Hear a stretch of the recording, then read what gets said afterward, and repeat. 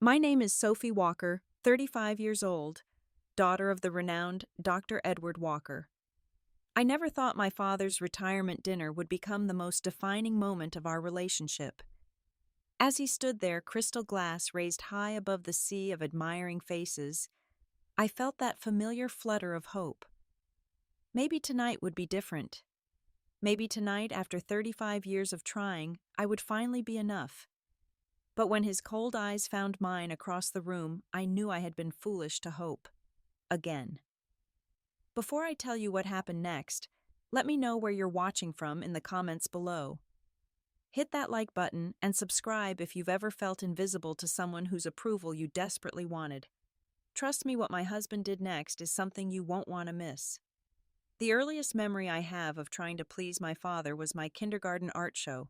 I had painted a colorful portrait of our family standing in front of our house with bright yellow sun rays beaming down on us. My teacher had raved about my artistic talent, saying I had exceptional attention to detail for a 5-year-old. I was so excited to show my father. "Daddy will love this," I told my mother as she helped me get ready for the show. "He'll put it on his office wall." My mother smiled, but there was something sad in her eyes. "Just remember that your daddy loves you, Sophie, even if he doesn't always know how to show it." I didn't understand what she meant then. My father was a celebrated cardiologist, a man who saved lives daily. In our community, the Walker name carried weight and respect. People would stop us at church or at the grocery store to thank him for saving their loved ones. I was proud to be Dr. Walker's daughter. But he never showed up to the art show. My mother came alone, apologizing that an emergency surgery had called him away. I held back tears as I watched other kids showing their fathers their artwork, receiving hugs and words of pride. My painting won first place for my age group, but the blue ribbon felt hollow without my father there to see it. My mother was my rock, my source of unconditional love and support. She was the one who encouraged my creative pursuits, who sat with me for hours as I drew and painted and crafted. She was the buffer between my father's cold expectations and my sensitive heart. But when I was 7, she died suddenly of an aneurysm. The irony wasn't lost on me even then that the man who saved so many hearts couldn't save the one that mattered most to us. After my mother's death, our household changed dramatically. My father buried himself even deeper in his work, leaving us with a rotation of nannies and housekeepers. My older brothers James and Michael were 10 and 12 at the time. They adapted by becoming the sons my father wanted. James especially took to following in our father's footsteps, showing interest in medicine from an early age, reading medical textbooks and asking questions about our father's surgeries. Michael, though initially more interested in computer science, eventually fell in line as well. It became clear that in our household, medicine was the only acceptable path. My father spoke of nothing else at dinner, quizzing my brothers on anatomy and medical terms, while I pushed food around my plate invisible. "Sophie, sit up straight," he would occasionally bark, noticing me only to criticize my posture, my grades, my hobbies. No one respects a sloucher. As we grew older, the divide between my brothers and me widened. They had sports and academic achievements that my father attended without fail. James's football games, Michael's science fairs when he presented medical research projects our father helped him with. Meanwhile, my art competitions, theater performances, and choir concerts went unattended. "Dad, my spring art exhibition is next Thursday," I would venture cautiously. "I have 3 pieces being featured." Thursday. "I have a conference that day." "Besides, Sophie, don't you think it's time you focused on something more substantial? Art is a nice hobby, but it's not a future." By high school, I had internalized his dismissal. I still pursued my passion for art and design, but I stopped inviting him to see my work. I stopped sharing my achievements. I learned to seek validation elsewhere, from teachers, friends, and eventually from Thomas. I met Thomas during my junior year of college. I was studying graphic design at Rhode Island School of Design, while he was at Berklee College of Music in Boston. We met at a cafe between our schools where students from both institutions often gathered. He was playing guitar in the corner when I walked in, and something about the way his fingers moved across the strings captivated me. I sketched him without really meaning to, and when he took a break, he noticed my drawing. "That's incredible," he said, peering over my shoulder. "You made me look much cooler than I actually am." His smile was warm, genuine, and for the first time in a long while, I felt truly seen. We started dating shortly after spending weekends exploring Boston and Providence, sharing our creative processes, supporting each other's dreams. Thomas never questioned the validity of my artistic pursuits. In his eyes, my talent was something to be celebrated, not tolerated. When I brought him home to meet my family during Thanksgiving of our senior year, my father barely acknowledged him. Throughout dinner, he directed all his questions to my brothers about their medical school applications, completely ignoring Thomas's attempts at conversation. Finally, during dessert, my father turned to Thomas. "So music, what's your backup plan?" Thomas smiled politely. "Music is my plan, Dr. Walker. I'm specializing in film scoring and production." My father scoffed. "Not very stable, is it? Sophie has always had impractical interests, too. Fortunately, she still has time to pursue something sensible." I watched Thomas's jaw tighten, but his voice remained calm. "Actually, Sir Sophie is incredibly talented. Her professors believe she has a promising future in design." "Well, professors of art would say that, wouldn't they?" My father replied dismissively. "It's in their interest to encourage these pipe dreams." Later that night, as Thomas and I sat on the front porch swing, I apologized for my father's behavior. "Don't apologize for him," Thomas said, taking my hand. "You're not responsible for his narrow-mindedness. He's always been like this. Nothing I do is ever good enough." Thomas looked at me intently. "Sophie, you don't need his approval to validate your talent or your worth. I just want you to know that." 2 years later, when Thomas proposed, I said yes without hesitation. We planned a small wedding, and despite my better judgment, I hoped my father would at least make an effort for my special day. He arrived 30 minutes late to the ceremony, left immediately after signing as a witness, and missed the reception entirely. He claimed a patient emergency, but I later learned from James that he'd scheduled an elective surgery for that afternoon. "I'm sorry, Soph," James had said, hugging me at the reception. "You know how he is." I did know. And as I danced with Thomas that night, surrounded by friends who celebrated our love and talent, I promised myself I would stop seeking my father's approval. But some promises, especially those made to ourselves, are the hardest to keep. Despite my wedding day promise, the yearning for my father's acceptance never fully disappeared. It just changed form, becoming a more subtle undercurrent in my life rather than the tidal wave it had once been. Thomas and I settled into a cozy apartment in Brooklyn where rent was high, but opportunities for both our careers were abundant. I started freelancing as a graphic designer, while Thomas composed jingles for commercials and worked evening gigs at jazz clubs. We were happy living paycheck to paycheck, but rich in creativity and support for each other. "You should start your own design studio," Thomas suggested one night after I'd completed a particularly successful branding project for a local coffee shop that had led to referrals for 3 more clients. "You've got the talent and the client list is growing. Why not make it official?" His belief in me was unwavering, a constant source of strength that contrasted sharply with my father's dismissal. With Thomas's encouragement, I launched Walker Design Studio at 27. I rented a small commercial space, created a business plan, and threw myself into building my brand. The first year was tough, with moments of paralyzing self-doubt. "What if my father is right?" I asked Thomas during a particularly slow month. "What if this is just an impractical dream?"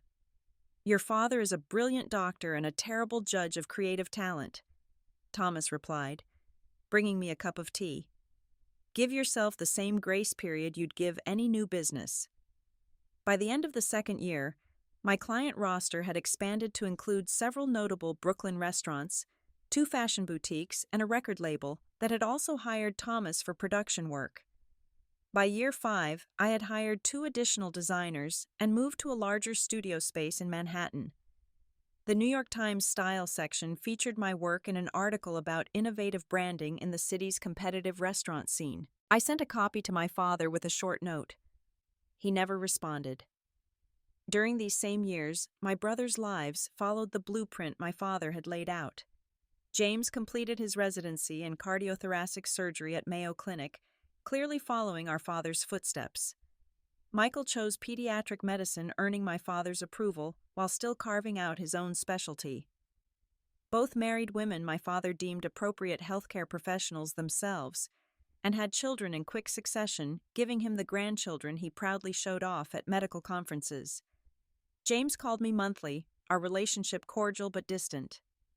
He'd share updates about his children and ask polite questions about my work, though I could tell he didn't fully understand or value what I did. Michael made more of an effort visiting my studio once when he was in New York for a medical conference, bringing his wife Amanda and their twins. "This is impressive, Sophie," he'd said, looking around at my team's work displayed on the walls. "I didn't realize how legitimate this all is." The word legitimate stung, revealing how my family had viewed my career all these years. But I swallowed my hurt and gave my niece and nephew a tour showing them how we designed logos and created brand identities.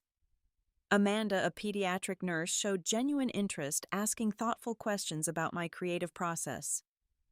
"Your father mentions James's surgical innovations all the time," she said quietly as the kids explored my supply closet, marveling at the collection of markers and design tools. "But he's never mentioned any of this. It's a shame he doesn't see how successful you've become." I shrugged, pretending her words didn't reopen old wounds. "Dad's never understood creative careers. It's fine." But it wasn't fine. Every holiday, every family gathering I attended, I brought new stories of my growing business, hoping for even a glimmer of interest or pride from my father. Each time he would nod distractedly before turning to James to discuss a challenging procedure, or to Michael about the latest in pediatric research. For my 34th birthday, Thomas organized a surprise gallery showing of my personal artwork designs I'd created outside of my commercial work. I hadn't shown these pieces publicly before, too afraid of rejection. The gallery was filled with friends, clients, and colleagues, all celebrating my artistic vision. "Invite your father," Thomas encouraged. "Let him see this side of you." Against my better judgment, I called and left a message explaining the importance of the event. To my shock, my father actually showed up 15 minutes before the end, barely glancing at the artwork, before finding me in the crowd. "I can only stay a moment. I have an early surgery tomorrow," he said by way of greeting. "Your brothers send their regards." "What do you think?" I asked, gesturing to the exhibition around us. "This is my personal work separate from the studio." He glanced around perfunctorily. "It's colorful. Is this making you any money?" "That's not the point of this particular show, Dad. It's an artistic expression." He checked his watch. "Well, I suppose as long as that business of yours pays the bills, you can indulge in these hobbies. Thomas's music career supporting you both adequately." The comment was so casually dismissive of both our careers that I nearly gasped. Thomas, overhearing, as he approached with champagne, smoothly intervened. "Actually, Sir Sophie's studio grossed over 7 figures last year, and my film scoring business isn't far behind. We're doing quite well, thank you for your concern." My father's expression flickered with something I couldn't identify, surprise perhaps, or disbelief. "Well, that's unexpected." Without further comment, he made his excuses and left. Later that year, my father suffered a minor heart attack, the cardiologist experiencing cardiac issues himself, an irony not lost on any of us. I flew immediately to Boston, where he lived alone in the same house where we'd grown up, my brothers arriving shortly after. Despite our complicated relationship, I stayed for a week managing his medication schedule, preparing healthy meals and driving him to follow-up appointments while my brothers had to return to their own practices. I rescheduled client meetings, delegated projects to my team, and worked remotely from his living room late into the night after he'd gone to bed. Not once did he thank me. Not once did he acknowledge the sacrifice. When I left, he simply nodded and said, "James will check in on me this weekend. On the flight back to New York, I cried silently as Thomas held my hand. "I don't know why I keep trying," I whispered. "Nothing will ever change." "You keep trying because you're a good person who loves deeply, even when that love isn't returned," Thomas said. "But Sophie, you need to protect yourself too." I nodded, thinking perhaps this would be the last time I extended myself so completely for my father's approval. But then came the announcement of his retirement, and with it one more flicker of hope that I couldn't quite extinguish. The invitation arrived on heavy cardstock, embossed with the hospital's prestigious logo, a formal announcement for Dr. Edward Walker's retirement dinner after 40 years of distinguished service in cardiothoracic surgery. The event would be held at the Ritz-Carlton in Boston, a black-tie gala celebrating his contributions to medicine and the countless lives he had saved. I stood in our kitchen staring at the invitation, a familiar mix of emotions swirling within me. Hope, anxiety, dread, all the usual suspects that accompanied any interaction with my father. Thomas found me there, still holding the card. "It came, huh?" he said, wrapping his arms around me from behind.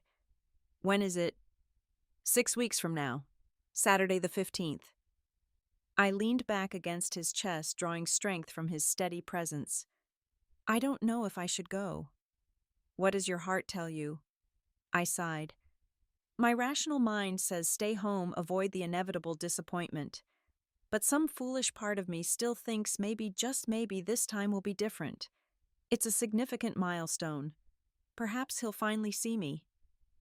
Thomas kissed the top of my head. "Then we'll go. I'll be right beside you the whole time." Over the next few weeks, I threw myself into preparations with an intensity that surprised even me. I wanted everything to be perfect, as if the right dress, the right gift, the right words might finally bridge the chasm between my father and me. I found a midnight blue gown that made me feel both elegant and confident, splurging on the designer piece despite its extravagant price tag. I spent hours at the salon discussing hairstyle options and makeup looks that would be sophisticated without appearing like I was trying too hard. I wanted to look successful, put together proof that my unconventional path had led to a fulfilling life. But the most time went into creating the perfect gift. I decided to make a custom leather-bound portfolio documenting my father's medical career, featuring photographs, news clippings, and testimonials from colleagues and patients whose lives he had touched. "This is going above and beyond, Sophie," Thomas commented one evening, finding me surrounded by design mock-ups and material samples in my home office. "Are you sure you want to put this much of yourself into this project?" "I need to do this," I replied, not looking up from my work. "Not just for him, for me.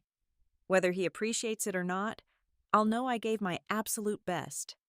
Collecting the materials proved challenging. I reached out to the hospital's public relations department, explaining my project and requesting historical photographs.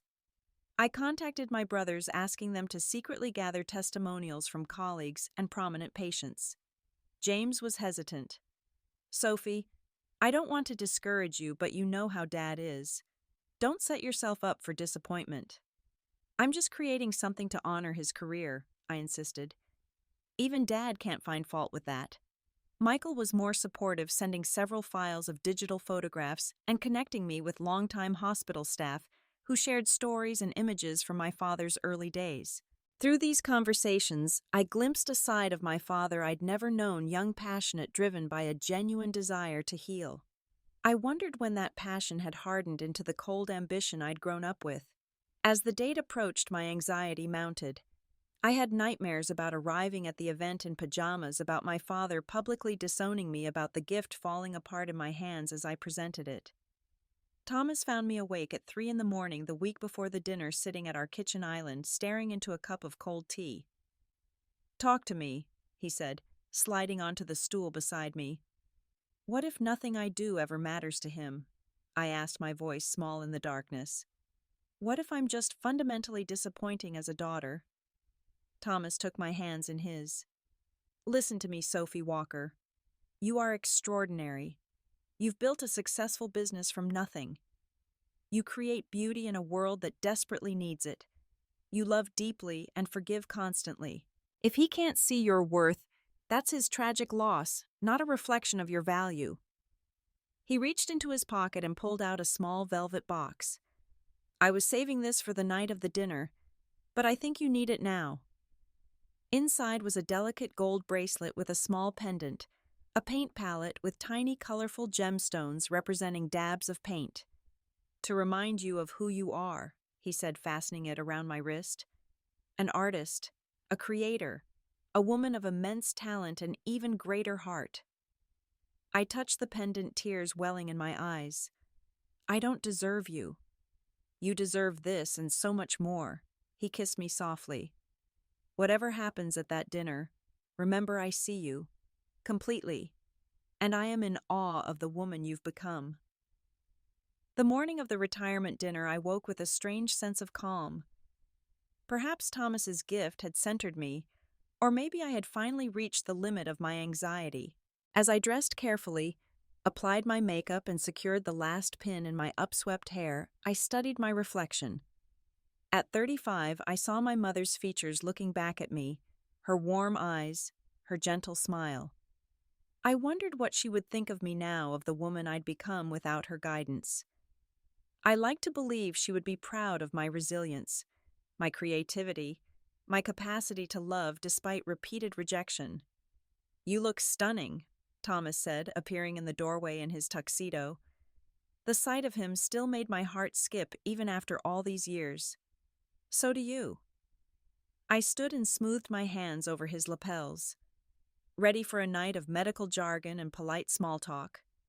He captured my hands and kissed them, ready to support the most beautiful, talented woman in the room, who happens to be my wife. As we prepared to leave, I carefully placed the leather portfolio in a gift bag. Months of work, countless hours of design and compilation, all aimed at finally earning a nod of approval from the man who had never given it freely. "No matter what happens tonight," Thomas said as we stepped into the taxi, "we leave with our heads high." "Okay," I nodded, clutching his hand. "No matter what." But as the taxi pulled away from our building, I couldn't help but envision a different outcome than all our previous encounters, a night where my father finally looked at me with pride, where he introduced me as his talented daughter, where he acknowledged that different paths could still lead to success.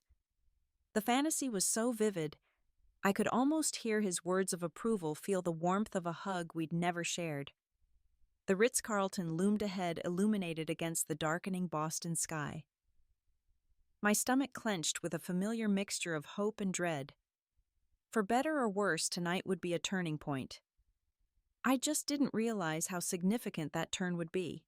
The Ritz-Carlton ballroom had been transformed for the occasion, with soft lighting, elegant floral arrangements in the hospital's colors, and enlarged photographs of my father throughout his career, displayed on easels around the perimeter. A string quartet played quietly in the corner, providing a sophisticated soundtrack as Boston's medical elite mingled over cocktails. Thomas and I handed our coats to the attendant and stepped into the pre-dinner reception.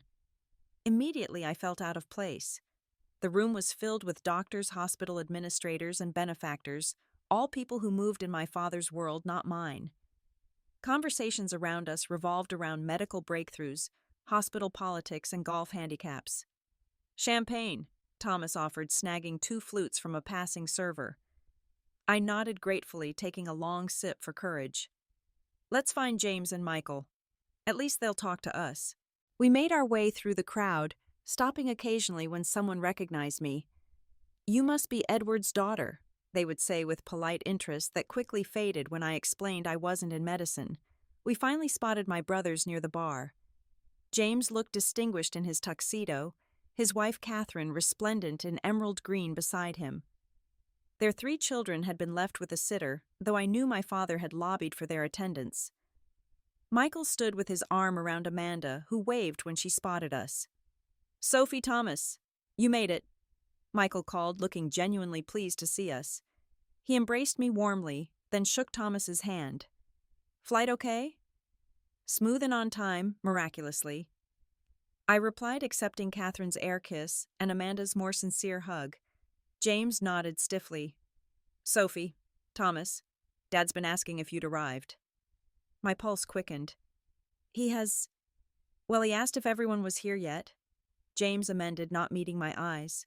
The hospital director wants to start the formal part of the evening soon. I tried not to let my disappointment show. Where is Dad? I'd like to give him his gift before dinner.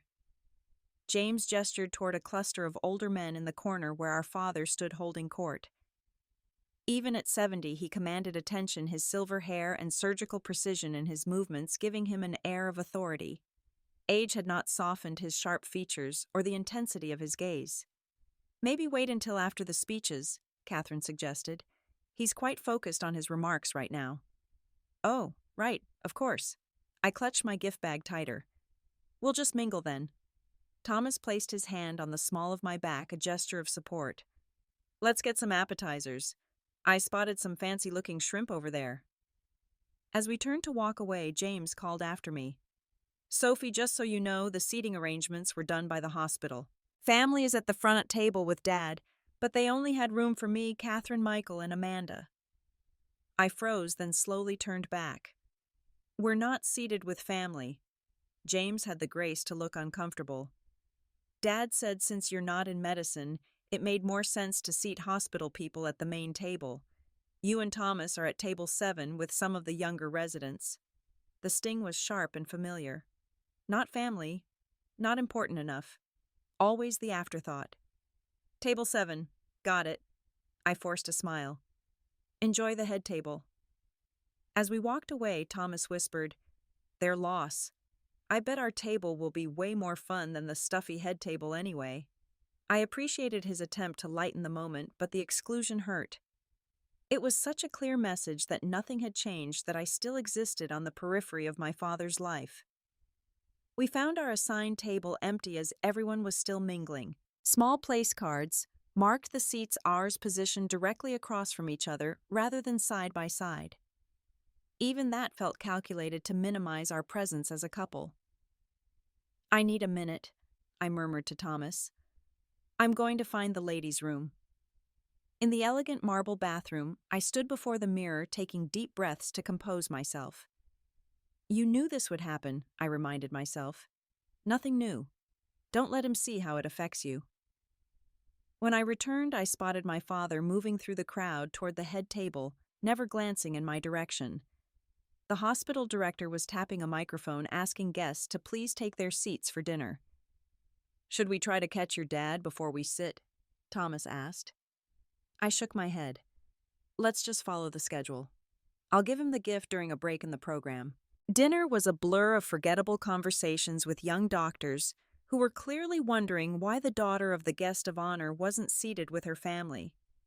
I picked at my perfectly cooked salmon while the string quartet continued to play softly in the background. After the main course, the hospital director approached the podium. Ladies and gentlemen, before dessert is served, we have a few presentations honoring our guest of honor, Dr. Edward Walker. A series of colleagues took the microphone, sharing anecdotes about my father's surgical innovations, his demanding excellence, his contribution to the field. With each speaker, the portrait emerged of a man dedicated to medicine above all else. No one mentioned his family or life outside the hospital, I realized. Perhaps because there wasn't much to tell. James and Michael presented their gift next, a significant donation to establish the Edward Walker Surgical Innovation Fellowship. My father beamed with pride as they unveiled a ceremonial check, his hand clapping their shoulders as photographers captured the moment. I applauded along with everyone else, ignoring the gift bag still sitting beside my chair. Finally, it was time for my father to speak. He approached the podium with the confident stride of a man accustomed to commanding rooms. At 70, he remained, imposing his voice strong as he thanked his colleagues and the hospital administration. Medicine has been my calling, my purpose, my life's work, he said, surveying the room. There is no greater satisfaction than knowing you've extended or improved a human life through the work of your hands and mind. He spoke of challenging cases, breakthrough moments, the evolution of cardiac care over his 4 decades of practice. Not once did he mention our mother or his role as a father. It was as if that aspect of his life was entirely secondary, an afterthought not worth mentioning on this night, celebrating his true passion. Then he raised his glass of champagne, and the moment I'd been simultaneously dreading and hoping for arrived. As I look back on my career, I'm most proud of the legacy I leave behind, he said. And that legacy isn't just in the techniques I've pioneered or the papers I've published. It's in the next generation. My heart quickened. Was this it? The moment he would finally acknowledge all his children? I raise a toast to my real children. He continued, his gaze sweeping the room before settling on my brothers. The ones who have made me truly proud. James, who is revolutionizing the very field I dedicated my life to. Michael, whose work with pediatric patients shows compassion I could only aspire to. The room erupted in applause. I clapped mechanically, a hollow feeling expanding in my chest. But my father wasn't finished. His gaze finally found me, and for a brief, hopeful moment, I thought he might include me in his acknowledgement. Instead, his expression hardened slightly. Family isn't always defined by blood. Sometimes it's defined by shared values and vision. He turned back to address the wider room. To all the young surgeons I've mentored who carry forward the sacred trust of medicine, you are my professional children. And to my blood children who chose to honor that legacy, he nodded toward my brothers again. You have made this career worth every sacrifice. Then, in a lower voice that somehow carried perfectly in the suddenly silent room, he looked directly at me. As for those who chose different paths, perhaps it's best not to pretend anymore. Sophie, you can leave. You don't belong in this celebration of medical excellence. You never have.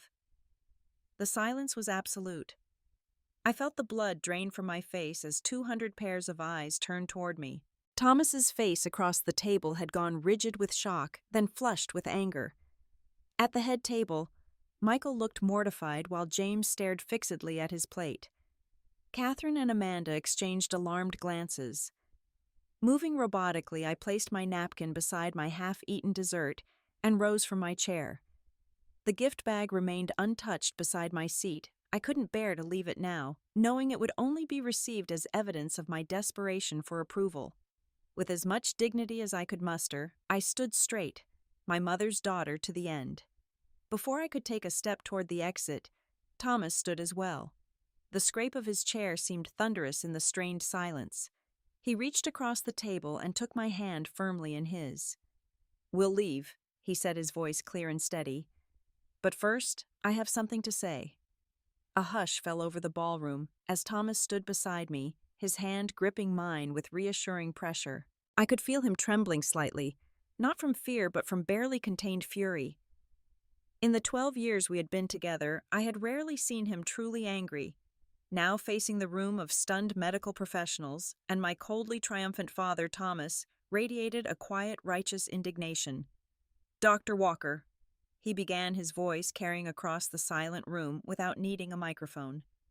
"I've respected you as Sophie's father for years, even when you've shown her nothing but dismissal. I've encouraged her continued attempts to connect with you, believing that eventually you would recognize the remarkable woman your daughter has become. Tonight you've made it abundantly clear that day will never come, and for that, I can only feel profound pity for you." My father's face darkened, but before he could interject, Thomas continued. "For those of you who don't know me, I'm Thomas Reeves, Sophie's husband of 10 years, and while Dr. Walker may not value who his daughter is, I think this room should know exactly what he's rejecting." Thomas turned slightly, keeping his hand firmly in mine, but addressing the wider audience now. "Sophie Walker isn't just my wife. She's the founder and creative director of Walker Design Studio, one of New York's most innovative and sought-after branding agencies. Her work has been featured in the New York Times Communication Arts magazine, and she received the American Design Award last year for her rebranding of a national literacy nonprofit." Murmurs rippled through the crowd. I saw several people exchange glances of surprise. But beyond her professional success, Sophie dedicates 20% of her company's annual profits to a foundation providing art therapy and education to children who have lost parents. She established this foundation because she understands firsthand how art can help a child process grief after losing her mother at age 7. I squeezed Thomas's hand, tears threatening. He had never publicly spoken about my work this way, and hearing my accomplishments laid out so clearly made me see myself differently. While Dr. Walker has been saving hearts surgically, Sophie has been healing hearts in her own way. She's spent years trying to earn your approval, Dr. Walker. She's called on holidays when you haven't returned her calls. She's sent cards you've never acknowledged. She's celebrated your accomplishments while you've dismissed hers. When you had your heart attack last year, she dropped everything to care for you for a week while your sons returned to their practices. My father shifted uncomfortably at the podium, his knuckles white where they gripped the edges. Sophie even spent the past 3 months creating a custom retrospective of your career as your retirement gift.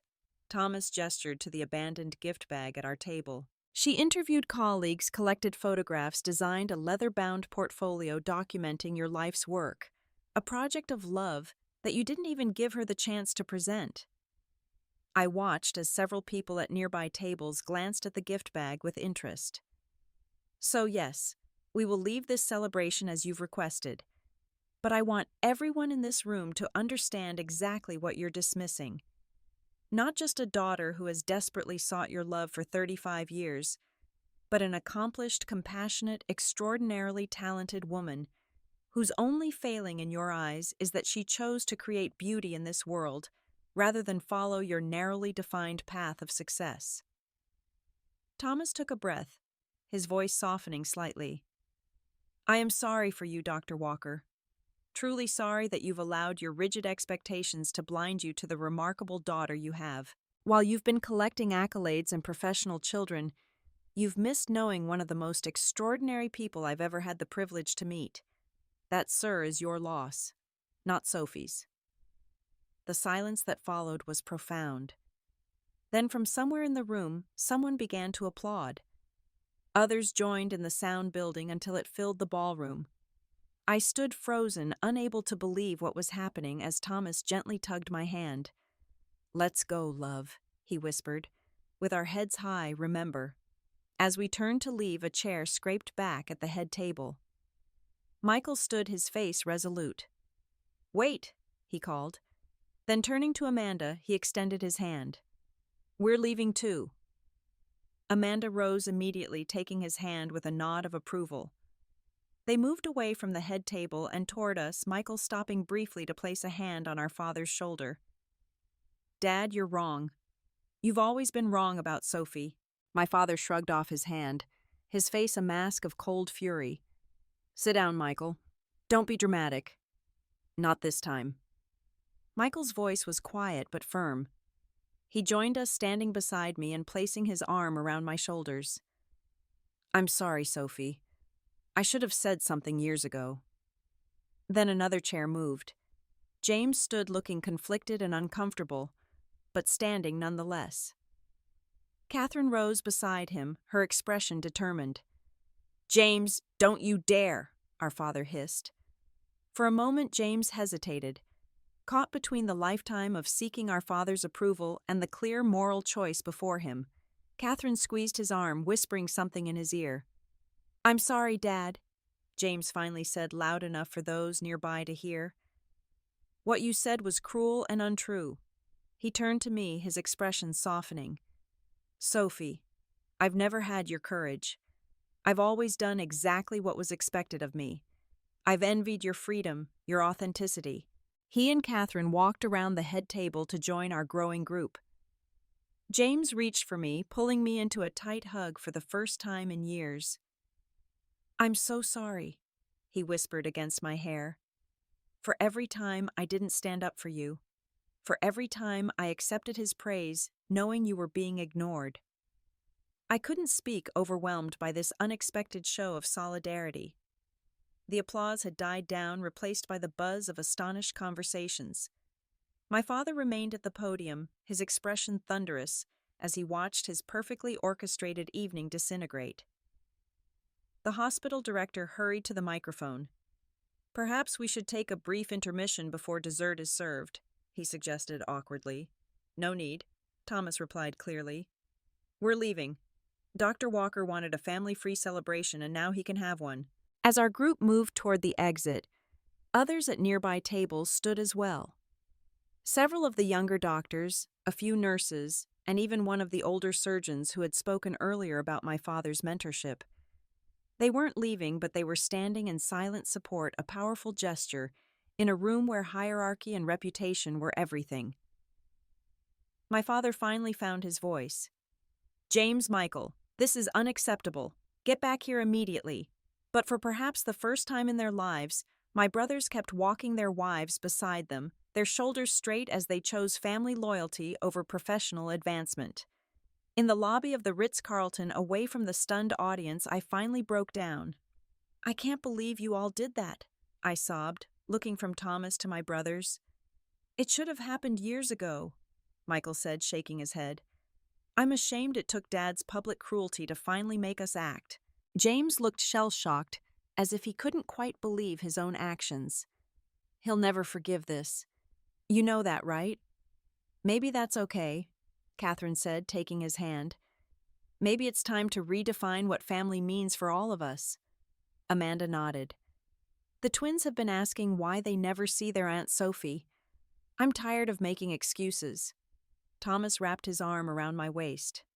"What do you need right now, Sophie? A quiet place to process, a drink, a flight straight back to New York." I looked at the faces surrounding me, my husband, my brothers, my sisters-in-law. For the first time, I felt truly seen by my family, truly included rather than tolerated. The pain of my father's rejection was still raw, but it was cushioned by this unexpected circle of support. "I think," I said slowly, "I'd like us all to go somewhere together. Just family. A real family dinner." Michael grinned. "There's a great Italian place around the corner. Much better food than whatever they're serving in there anyway." As we walked out into the cool Boston evening, Thomas kept me close. "You okay?" he murmured. "No," I answered honestly. "But I think eventually I will be." Behind us, the doors of the Ritz-Carlton remained closed, my father's celebration continuing without the children he had raised but never truly known. Ahead of us stretched a new possibility. A family redefined bonds strengthened not by obligation or fear, but by choice and love. For the first time in my life, I felt the weight of seeking my father's approval beginning to lift. It would be a long journey to fully release that burden, but tonight had been a decisive first step.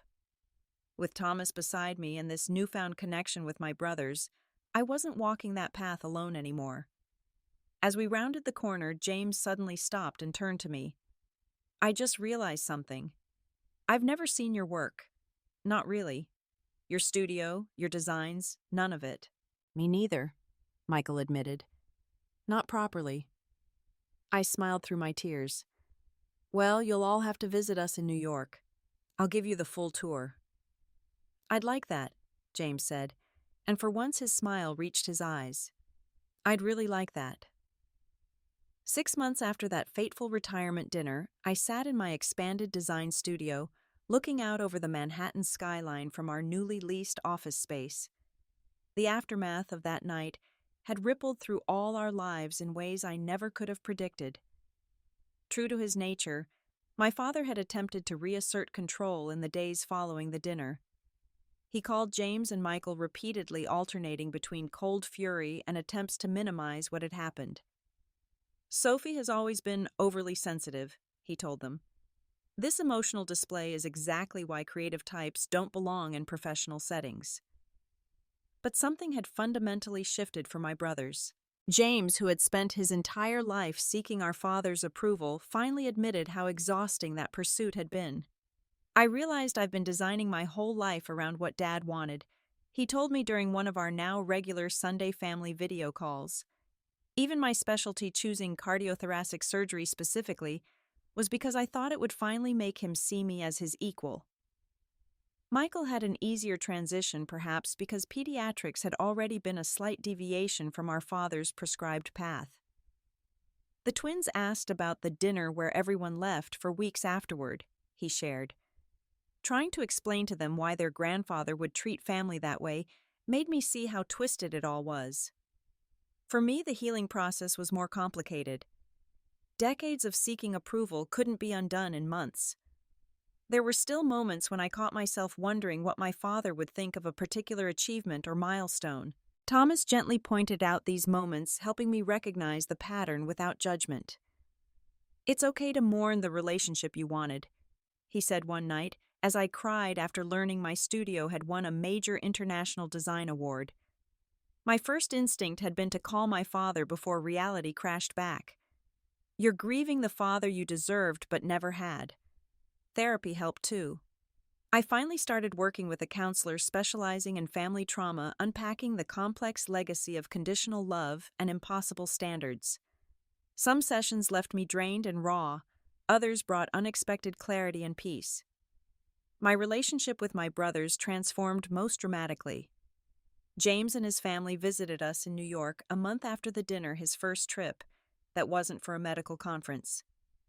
I showed him my studio, introduced him to my team, and watched with amazement as he engaged with genuine interest.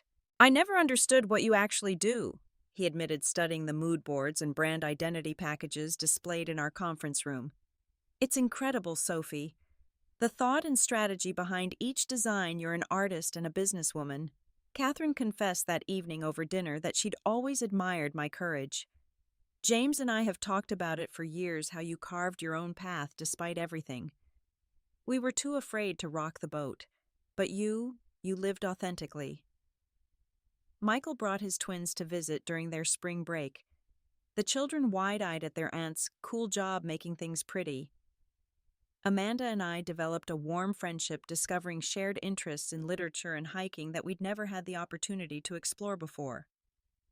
Thomas flourished during this period too, his film scoring business growing as he completed work on an independent film that was generating Oscar buzz. We supported each other's successes without competition, celebrating each milestone together. My design studio expanded, adding 4 new team members and moving to a larger space to accommodate our growing client list. I hired a promising young designer who had lost both parents as a teenager, feeling a special connection to her determination and resilience. The foundation for art therapy programs continued to grow as well. I established a formal scholarship for art students who had experienced parental loss, naming it after my mother. The first recipients would be announced next month, and the thought of supporting young artists who understood that specific grief brought me a profound sense of purpose. As for my father, we had no direct contact for 5 months. Through my brothers, I learned he had taken a position consulting for a medical technology company, unable to fully embrace retirement. He never apologized or acknowledged his behavior at the dinner, though James mentioned he had asked once gruffly how Sophie's little business was doing. Then yesterday a letter arrived. I recognized his handwriting immediately on the cream envelope my father still wrote in the precise script he had developed for medical charts. For hours I left it unopened on our kitchen counter, uncertain whether reading it would undo the healing I'd worked so hard to achieve. "Whatever it says, it can't change who you are," Thomas reminded me. "Your worth isn't dependent on his words anymore." Finally, after dinner, I opened it. The letter was brief and characteristically formal. He acknowledged that his words at the retirement dinner had been, perhaps unnecessarily harsh, the closest thing to an apology his pride would allow. He noted that he had seen an article about my studio's recent award in a business publication, and that it appeared I had found some success in your chosen field. The final paragraph was what brought tears to my eyes, not for its warmth, but for its stark revelation of his limitations. "I have always believed that legacy is measured through professional impact," he wrote. "I may not understand your work, but it seems others value it. Perhaps that is its own form of legacy." Not once did he mention love, family, or reconciliation. Not once did he acknowledge the pain he had caused. It was the letter of a man who remained fundamentally unchanged, yet was perhaps beginning to recognize, however dimly, that his measuring stick wasn't the only one that mattered. I placed the letter in my desk drawer rather than responding immediately. Whatever relationship might exist between us in the future, it would be on new terms, ones that honored my wholeness, rather than demanding I become someone else to earn his love. This morning, as I sat sketching preliminary concepts for a new client, My office phone rang. It was James. "Remember how you said you wanted us all to have regular family gatherings?" he asked. "Catherine and I were thinking we could host Thanksgiving this year. Everyone together, not at Dad's house, but at ours." "That sounds wonderful," I replied, warmth spreading through me. "Should we invite Dad?" James was quiet for a moment. "If you're comfortable with it, we thought we should follow your lead on that." The fact that my brothers were prioritizing my feelings over our father's expectations was still new enough to surprise me. "Let's invite him," I decided. "He can choose whether to come or not. Either way, we'll be family to each other." After we hung up, I returned to my sketches, but my mind drifted to my 7-year-old nephew James's middle child, who had shyly shown me his drawings during their visit. "Mom says I draw good like you," he had whispered, showing me his robot designs. "These are fantastic," I had told him with complete sincerity. "You have a great eye for detail." "Dad says I might be a doctor who designs new medical tools," he'd continued. "But I think maybe I just want to draw." "You have plenty of time to decide," I assured him. "And whatever you choose, I'll be right here cheering you on." The memory warmed me. Perhaps the most meaningful legacy isn't what we achieve professionally, but how we help others feel valued for exactly who they are. My father never learned that lesson, but I had. And that knowledge, that ability to break the cycle of conditional love, would be my true legacy. Thomas popped his head into my office. "Ready for lunch? That new Vietnamese place opened on the corner." I smiled at the man who had stood beside me through everything, who had seen my worth when I couldn't see it myself. "Absolutely." As we walked through the studio, I paused to compliment a junior designer on her work, watching her face light up with the simple joy of being seen and appreciated. Outside, the autumn sun washed the city in golden light, a new season unfolding before us. Family isn't always who we're born to. Sometimes it's the people who stand up for us when it matters most. Sometimes it's the ones who love us not, despite our differences, but because of them. And sometimes the most important family member to reconcile with is ourselves, embracing our worthiness even when those who should have loved us unconditionally failed to do so. Have you ever stood up for someone when it was difficult, or had someone unexpectedly stand up for you? I'd love to hear your stories in the comments below.